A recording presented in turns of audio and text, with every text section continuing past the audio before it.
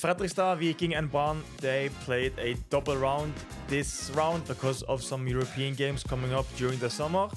And Fredrikstad, they kicked off on Wednesday at home against Vålerenga. And let's see what happened in this game. As we've talked about before, the long throw-ins from Fredrikstad.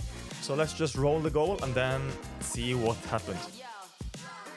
Long throw-in and a direct header into the net. We talked about this before, that Fredrikstad, they really love their long throw-ins. And they are really dangerous on them as well. They scored like this against Brann 2 times from long throw-ins. And it's a really, really dangerous weapon for them in terms of when they attack. We see here, long throw-in. I don't think this, as we talked about Mathias Dyngrang, I don't think this is a ball that we can come for as goalkeepers. And it's really hard when it hits the floor before going into the net as well. Hard for us goalkeepers to save. We can just look at it again here in terms of Sjøeng's positioning. I think he makes a really good decision early. So he backs off to the line, allowing him more reaction time to save the balls coming in. If he stands longer out, you know, it makes sense. You have less reaction time and less chance of saving the ball. But here it takes a early decision, moves back, and it's a good header from around 6 meters. It bounces before hitting the net. It gets a decent push-off here as well. Doesn't get all the way over. Difficult to save. Of course, there's always stuff that we can do better in terms of when we concede goals, but it's very, very difficult, and it's 1-0 for Fredrikstad. The only thing that I see is that here he only goes with one hand. I think initially you would like to attack the ball with 2 hands, to have momentum, to not have your, in this instance, to have your left arm as dead weight, pulling you back. I think reacting fast, going with 2 hands is a detail that I would just point out, but it's also a really hard header to defend and to save. So it's a great header by Falufal. Moving on, the second goal is a penalty, and we can see the penalty situation here. Clear penalty in my opinion. Nowhere near taking the ball, and yeah, that's an uphill battle for Vålerenga. And Sjøeng goes early. Emil Holten, he sends him the wrong way. And Fredrikstad win 2-0 at home against Vålerenga and have had a great start to the season. Beating Brann at home, beating now Vålerenga at home. And the third result was losing 1-0 away against Rosenborg. So yeah, they've had a great start to the season. Next game up is Viking at home against Kristiansen. Viking winning 3-1 in this game, but there will be some stuff to talk about here as well. There's a penalty situation coming up. It's Thomas Kinn coming out and putting Sander Keeling into the ground. You see here, he comes out. He's in nowhere land, in my opinion. And this was a VAR situation because they went back and checked the possibility of it being a penalty. And as we saw, the situation comes here. For me, it's a clear penalty. Nowhere near taking the ball. You stop the attacker from trying to score in an open goal. And even though there's a defender there close to, I think it's a clear penalty. Even though we love to defend the goalkeepers, yeah, this is a clear penalty in my opinion. So either in this situation, stand inside your goal, or if you are going to come for this, you have to be there, take the ball, and clear the situation. It doesn't happen. He does a penalty or fouls him, and let's see the penalty as well by David Tufekcic. Let's see. I can't remember watching this yesterday. Okay, great penalty. Not much to talk about. And 1-0 Fredrikstad. No, 1-0 Kristiansen. Viking, they would hit back with a crazy shot from Joe Bell. Again, we see a second ball coming from a corner kick and a one-time finish, as we have talked about many times this season. They are really hard to defend. We can see here the cross comes in. Lots of bodies in front. Restricted view to the ball. And it's a great shot. I think Lansing also see the ball very late here. So he's for sure excused. It's an amazing finish. If you just take it again, I think the picture from behind was very telling for what happens here. He sets himself well, reacts, and it goes through so many bodies. And for me, it's just a great goal, great finish. Of course, here we need more help from our defense, picking up the second ball after the corner kick. But great finish by Joe Bell. The second goal of Viking is by Henrik Hegheim. It's a good punch from Lansing here. Joe Bell again in the second ball area outside of the 16 is allowed a free shot, and Henrik Hegheim, he just guides the ball into the net. Again, as goalkeepers, what can you do? Of course, maybe claim the corner kick. I don't know, but he's under a lot of pressure, and I think he also got a good punch on the ball. Here, Joe Bell again with his foot. He shouldn't be allowed to be there and to be so alone. Shoots. Henrik Hegheim guides the ball into the side netting, and when it ends up here, we have no chance as goalkeepers. Again, lots of bodies in front. Not much we can do about it. It's only the first one that maybe there's a argument of claiming the cross instead of punching, but yeah, tough goal to concede again. So it's a goal kick, a bit here and there first with the ball. Great through ball, cut back, and really difficult to defend as goalkeepers. Yeah, it's a shot from how many meters? 6, 7. This is a great ball. Through ball by Tripic.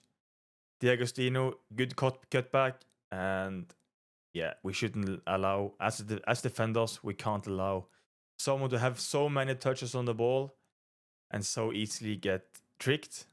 And for us as goalkeepers in this situation, extremely ungrateful.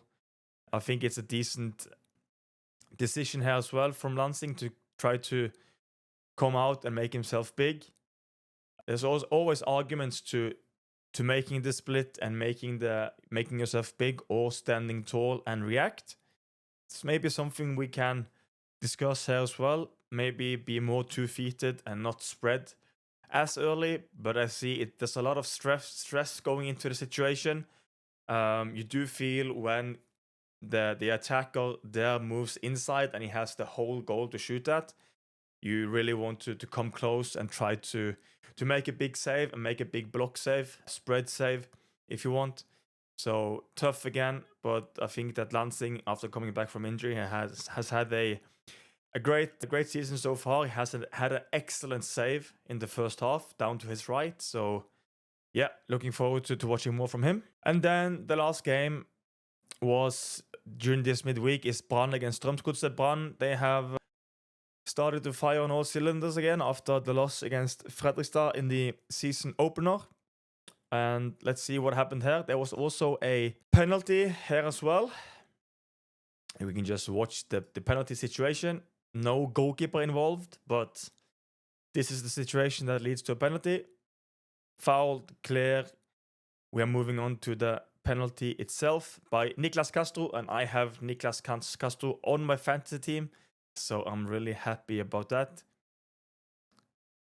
Bortveit gets a really good push.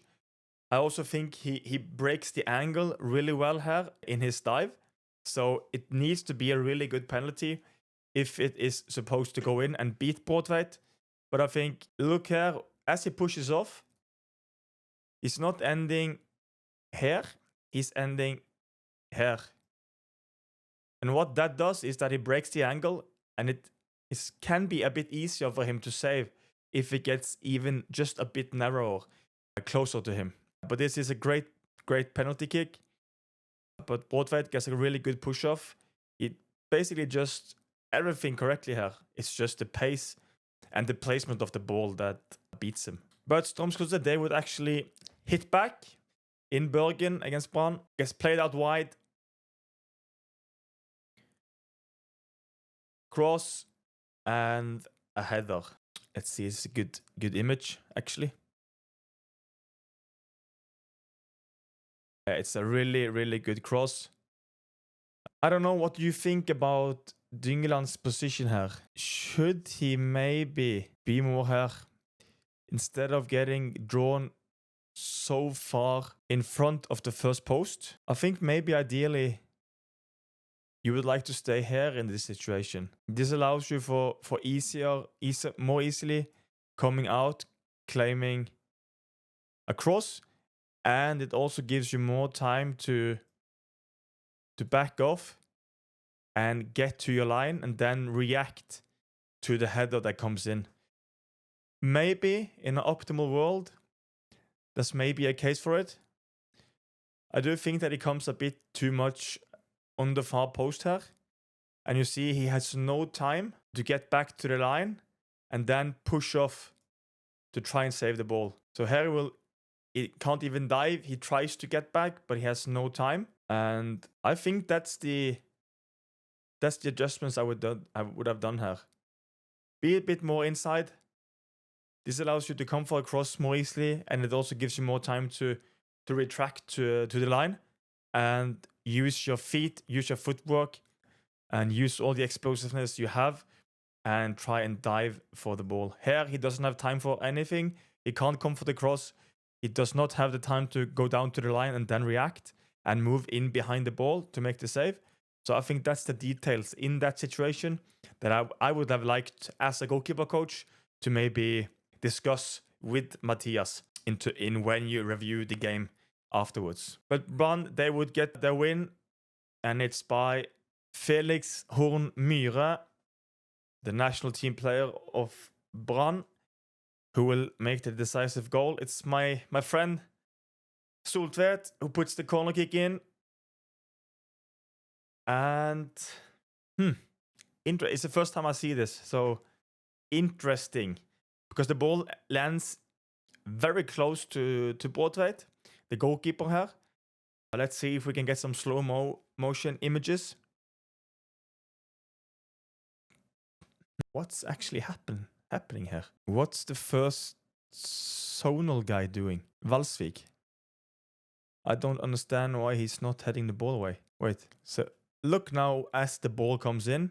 So the setup Strømsgodset have is 1 on the first post, Zonal, zone, and this guy is on the goalkeeper. Let's just roll it a little bit. No, that's Valsvik. Okay, wait, I'm a bit confused here. So they have 5 Zonal players. So Stengel on the first post. Not sure who this guy is, but he's in the first zone. Valsvik, sort of a free man. He's really strong on headers. And then Zonal because they are not marking. And let's see what happens. No one takes responsibility. I think because you see that Valsvik here, he points to this guy. Why are you not taking the ball as the first Zonal player? So that goes wrong. And then also Valsvik, he has the opportunity to clear the ball. And I guess that's also what confuses Braithwaite in this situation, as him not reacting and going for the ball. It has to be that, because it comes so close to the goal. Let's see here. It turns a bit inside of the first zone here.